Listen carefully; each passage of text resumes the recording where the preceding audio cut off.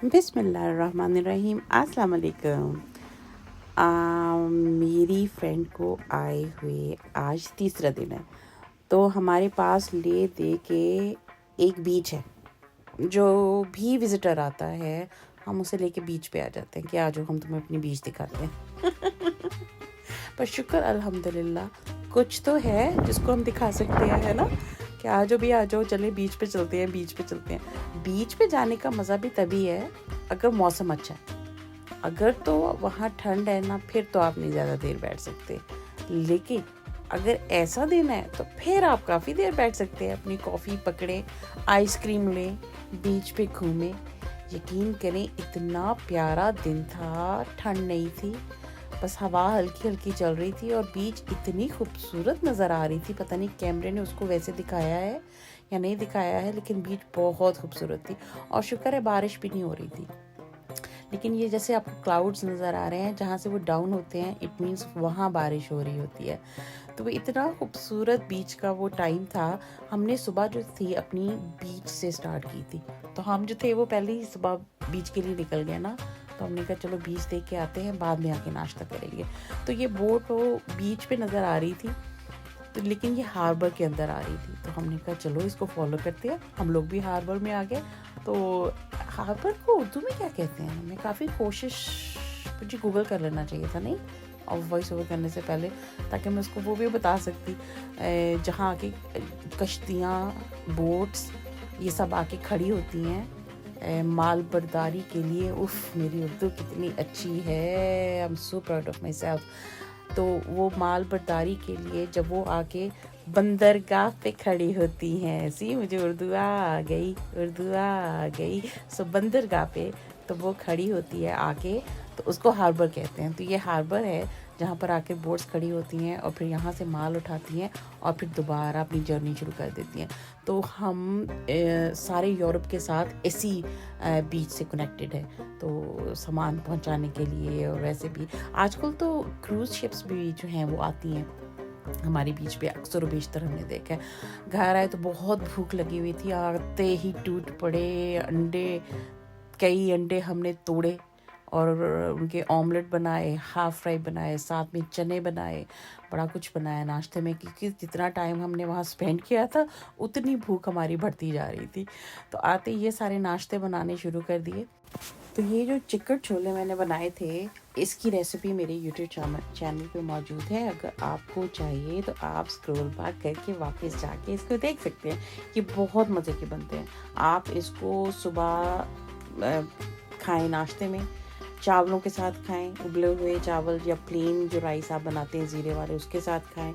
यकीन करें इसका जायका बिल्कुल रेडी के खाने जैसा होता है। हाँ जी। तो नाश्ता फिनिश होने के बाद मैंने लंच की तैयारी कर ली, क्योंकि जब आप होस्ट होते हैं तो आपको सब कुछ करना पड़ता है। तो मैं बना रही थी चिकन पाई बच्चों के लिए। मुझे था कि बच्चे, वो कल इतना कुछ बनाया था, वो सारे देसी खाने पड़े हुए थे फ्रिज में, तो मुझे था कि बच्चे ज़्यादा खुश होते हैं इस किस्म की चीज़ें खा के। तो चिकन पाई के लिए मैंने वही चीज़ें ली थी जैसे मैं पास्ता के लिए लेती हूँ। तो इसके अंदर नॉर्मल से आधा कप ऑयल था, उसके अंदर 2 चिकन फिलेट्स थे, क्यूब करके डाल दिए, उनको हल्का सा भून के, तो आधी चम्मच थी गार्लिक की डाली और उसको भूना। तो उसमें आधी half teaspoon red chilli powder, salt to taste, ये बस 2 चीज़ें ऐड करके हल्का सा भून के, तो इसमें मैंने रेड सॉस डाल दिया था। तो वो मेरी चिकन रेडी हो गई थी। दूसरी तरफ माश पोटैटोज़ बनाए थे, इसकी रेसिपी भी आप मेरे चैनल पे देख सकते हैं। अगेन वही पोटैटोज़ इस तरह से आप बॉईल कर लें, पानी ड्रेन करके, इसके अंदर सॉल्ट टू टेस्ट और बटर जो है वो ऐड करके इसको मैश कर लें अच्छी तरह से। फिर इसके अंदर से दोबारा इसको क्रीमी बनाने के लिए मैं तो इस पर फुल क्रीम जो मिल्क होता है वो डाल के इसको अच्छी तरह से जो है इसी तरह से मैश करके इसका एक क्रीमी सा टेक्सचर बन जाता है, तो वो बना लेती हूँ। इसी तरह से हम शेफर्ड्स पाई बनाते हैं। शेफर्ड्स पाई में और चिकन पाई में ये डिफरेंस है कि उसमें कीमा भुना हुआ चला जाता है, तो इसके अंदर जो है मैं सॉस वाला कीमा डालती, सॉस वाला चिकन बना के डालती हूँ, तो उससे जो है वो एक अच्छा सा टेस्ट पूरे पोटैटोज़ के अंदर चला जाता है। तो कीमे वाली जो है वो मैं वैसी बनाती हूँ, उसके अंदर नहीं मैंने कभी सॉस डाला। ट्राई करके देखना चाहिए, है ना, कि वो कैसा बनेगा। मुझे लगता है वो भी अच्छा ही बनेगा अगर मैं कोशिश करूँगी। और इसका एक डिफरेंस ये भी है कि इसके अंदर जो है वो पेस्ट्रीज की जो है वो लेयर ऊपर जाती है एंड पे। तो उसके शेफर्ड पाई के अंदर चीज़ जाती है लास्ट में, लेकिन इसके अंदर जो है वो, ये मैं सॉल्ट टेस्ट कर रही थी कि सही है इसके अंदर के सॉल्ट के नहीं है, तो उसके इसके अंदर जो है वो पफ पेस्ट्रीज की शीट जो है वो उसके ऊपर जाती है, जिसको आप पैटीज भी कहते हैं, वो वाली शीट जो है इसके ऊपर जाती है। तो एक बड़ा मज़े का टेस्ट आता है, क्रंची सा टेस्ट आता है उस शीट का, क्रीमी सा टेस्ट आता है पोटैटोज़ का, और चिकन का एक सॉसी जो चिकन आपने बनाई है उसका एक मज़े का टेस्ट आता है। ये सब मिल के जो है ना, तो ये बड़ी मज़े की डिश बनती है। आप इसको अपनी दावतों में ज़रूर बनाएं, आई गारंटी यू। आपसे लोग रेसिपी लेंगे, और ये इतनी मुश्किल भी नहीं है बनानी, बहुत आसान है। तो उसी तरह से मैंने इसकी नीचे फर्स्ट लेयर जो थी वो पोटैटोज़ की, माश पोटैटोज़ की लगाई, उसके ऊपर मैंने सॉस वाले कीमे की लगाई। थर्ड लेयर जो थी वो फिर मेरी माश पोटैटोज़ की थी, और इसके ऊपर वो मैंने पेस्ट्री की जो थी वो लेयर पूरी बेल के और वो उसके ऊपर डाल के, तो इसको फिर मैंने ओवन में बेक होने के लिए रख दिया था। बच्चों ने इसको बहुत इन्जॉय किया, और बच्चों की माँ ने फिर मुझसे इसकी रेसिपी भी ली। आई होप इसको ट्राई भी करेगी घर जाके, है ना। तो ये जनाब इस तरह से मज़े की जो थी वो हमारी दोनों चीज़ें। अच्छा, मैंने साथ में उनके लिए क्रीमी पास्ता भी बना लिया था। बस आज का दिन मुझे लगता है मैं बच्चों को खुश करने में लगी हुई थी। आई होप कि बच्चे खुश हुए होंगे, है ना।